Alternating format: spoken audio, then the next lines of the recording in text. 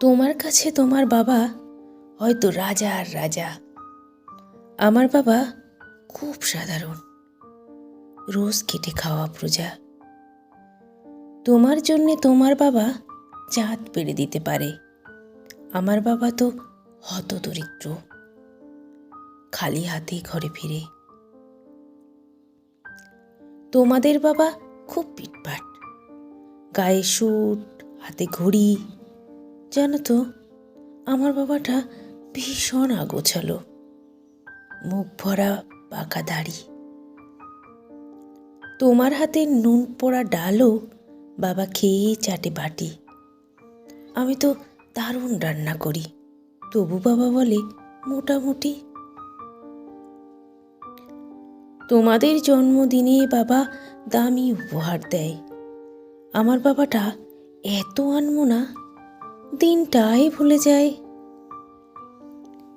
তোমার বাবা হাতে ধরিয়ে রাস্তা করায় পার, আমার বাবা নিজেই পারে না, আমি হাত ধরি তার। তোমাদের বাবা তোমাদের হাতে খরচের টাকা দেয়, আমি টিউশন করি, মা সারা পেলে বাবার ওষুধ কিনতে হয়।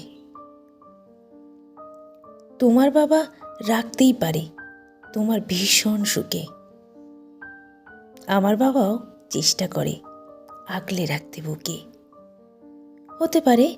হতে পারে তুমি রাজকন্যা, আমি হয়তো বা দাসী, তবু দিন শেষে আমি আমার বাবাকে ততটাই ভালোবাসি।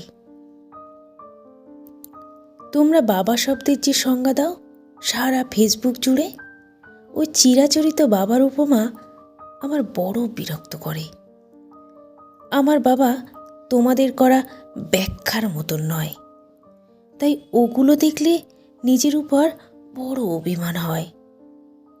তোমাদের বাবা নিজে না খেয়ে তোমাদের মুখে ধরে, এদিকে আমার জন্য তুলে রাখা লিচু বাবা খেয়ে নেয় চুরি করে। বোঝেই না উনি অত শত কথা, বড্ড সরল জানো। তাই তো এমন জটিল সমাজে ভীষণ বেমানানো। শাসন যদিও করে না তেমন, তবে হ্যাঁ খুদ খুব ধরে। অথচ বন্ধু মহলে আমার পিছনে আমারই তারিফ করে। আমি নিজেও ওনাকে বকাঝকা করি, ভুল করলে আকস্মাৎ। আবার কেউ ওনার দিকে আঙুল তুললে ভাঙতে পারি সে হাত। বাবা পরীক্ষার আগে সংশয়ে বলে, পাশ করবি তো বল। রেজাল্ট বেরোলে ভালো ফল হলে তার দু চোখে জল। কিছুই করি না, তবুও আমার সারা দিন ধরে বকে। কিন্তু যখন সবাই বিরূপ, ঠিক তখনই পাশে থাকে। যে বলে খালি আমার দ্বারা কিছুই হবে না নাকি, তাকেই আমার সাফল্যে আমি দামামা বাজাতে দেখি। সবচেয়ে বেশি অশান্তি করি যেই লোকটির সাথে, আমার বিয়ের পাকা কথা হলে সেই হাউমাউ করে কাঁদে। অথচ যখন জিজ্ঞেস করি পারবে থাকতে ছেড়ে,